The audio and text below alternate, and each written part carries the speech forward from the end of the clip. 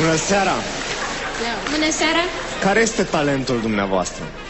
Suntem păstrătoarea folclorului adevărat și a doinei vechi românești care este pe cale de dispariție. Stai, hore bătrânească,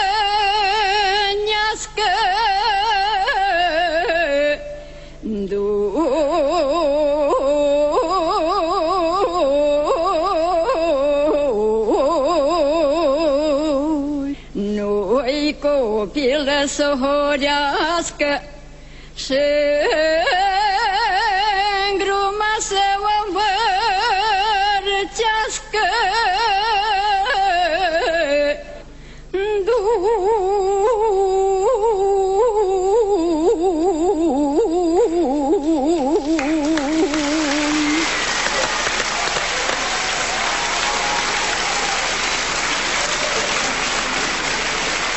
Cărăuși băutăjin, e mânească iașălin, da mânească-i mai tare, ai lai, lai, lai, lai, lai, la, să ajună și-mâsta cu sare, ai la da da, la da da da, la. Cărăuși băutăjin, e mânească iașălin, ai la mânească-i mai tare, ai la, da da da la, da da da la, să ajungem în sacu sare, ai la da da, la da da la, la. Mulțumim! Dragile noastre, ne bucurăm foarte mult că ne-ați arătat acest obicei de nuntă, cred că este unul dintre cele mai frumoase. Mă bucur foarte mult că ați venit să ne arătați această mică parte din folclorul nostru. Și noi suntem îndrăgostite de vocea dumneavoastră atunci când cântați muzică populară. Mulțumesc din suflet, mulțumesc!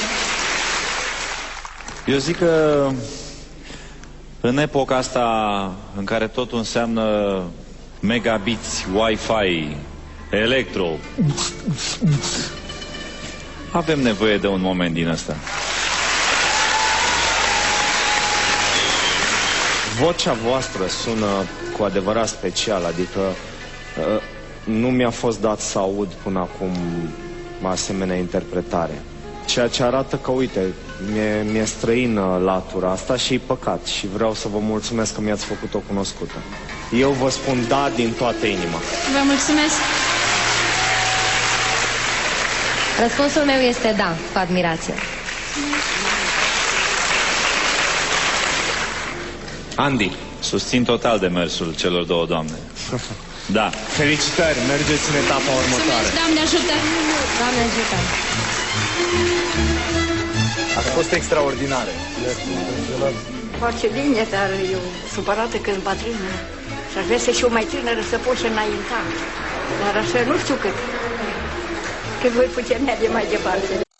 Revenim în culise, ne scuturăm o țâră și ca în basmele din popor ne întâlnim cu o măicuță bătrână și a ei fiică bună. Bună seara! Bună seara! Faceți? Ați venit pe la noi. Da, am venit să văd și orașul. Că Și să luați marele premiu. Este... Mă numesc Zenuța Curja, din județul Bistrița Năsăud.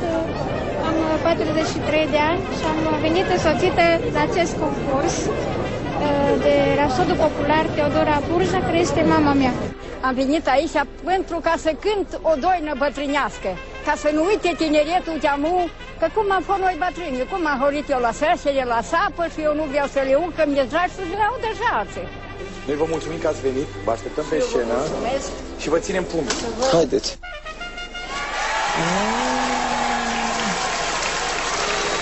Bună seara! Bună seara! Care este talentul dumneavoastră? Suntem păstrătoarea folclorului adevărat și a doinei vechi românești care este pe cale de dispariție. No, asta e foarte bine. Avem nevoie de așa ceva. E foarte bine că se păstrează, sper că nu e foarte bine că e doina pe cale de dispariție. Da, că se păstrează. E foarte, foarte bine ceea ce faceți. Și am să vă rog, înainte să trecem mai departe, să ne spuneți puțin Ce este cu costumele? Deci eu mă îmbrac în costum dacic, așa cum este și mama mea îmbrăcat acum.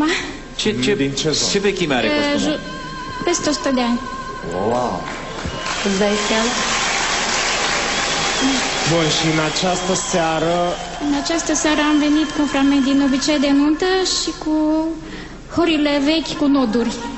Horea cu noduri este un stil de interpretare foarte vechi, vine de pe vremea iobăgiei, când biciul asupritorului cădeau iobagilor pe spate, iobagii nu igneau, ci cântau și durerea în cântec se transforma în noduri.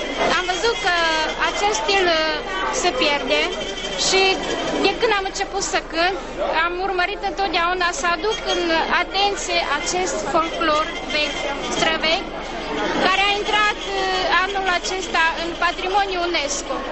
Este o valoare a românilor și este păcat să se piardă.